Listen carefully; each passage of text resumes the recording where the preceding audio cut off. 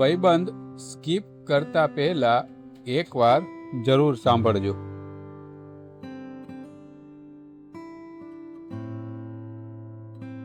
સાપને તમે આખી જિંદગી મધ ચટાડો તો પણ તે ઝેર જ ઓગશે, અને અમુક લોકોનું પણ આવું જ હોય છે.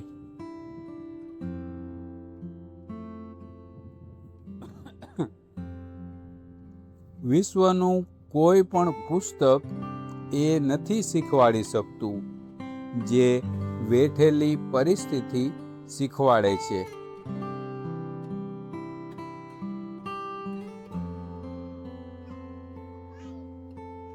આ વિડિયો ક્યાં સુધી પહોંચ્યો? તમારા નામ સાથે ગામનું નામ કમેન્ટ જરૂર કરજો.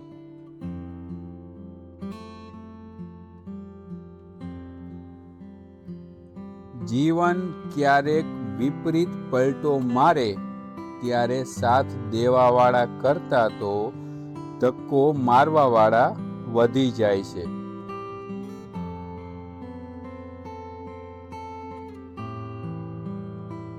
આપણને ઓછું મળ્યું છે એ દુઃખ નથી, પણ જે મળ્યું છે એ આપણને ઓછું લાગી રહ્યું છે એનું દુઃખ છે.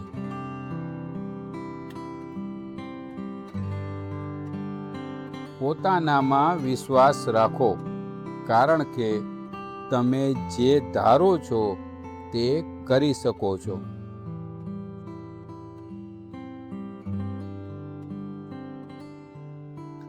ઘરથી દૂર રહીએ ત્યારે માતાનું મહત્વ સમજાય છે, અને નોકરી કરીએ ત્યારે પિતાનું મહત્વ સમજાય છે.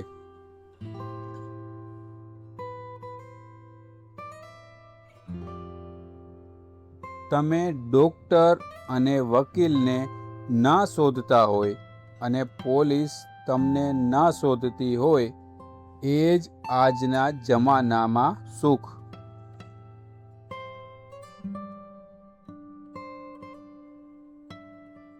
કોઈને ખોટા સમજી લેતા પહેલા એક વખત તેની પરિસ્થિતિ સમજો.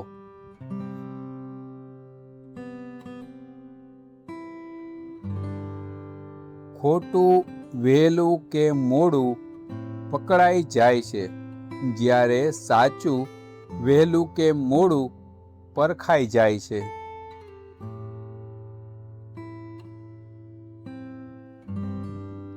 મિત્રતા એટલે વાત વિનાની વાતો અને નાત વગરનો નાતો.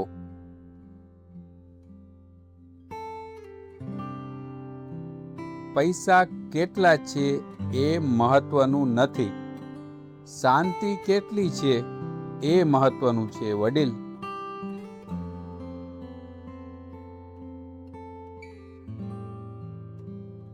હવે ખાલી ડુંગર જ નહીં, માણસ પણ દૂરથી રણિયામણા લાગે છે.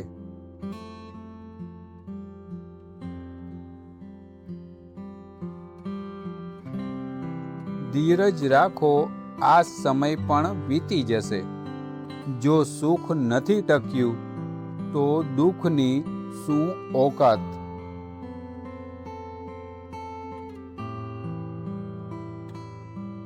જીવનનું કડવું સત્ય એ છે કે દરેક શ્વાસ માણસને મૃત્યુ તરફ લઈ જાય છે, અને માણસ એવું સમજે છે કે તે જીવી રહ્યો છે.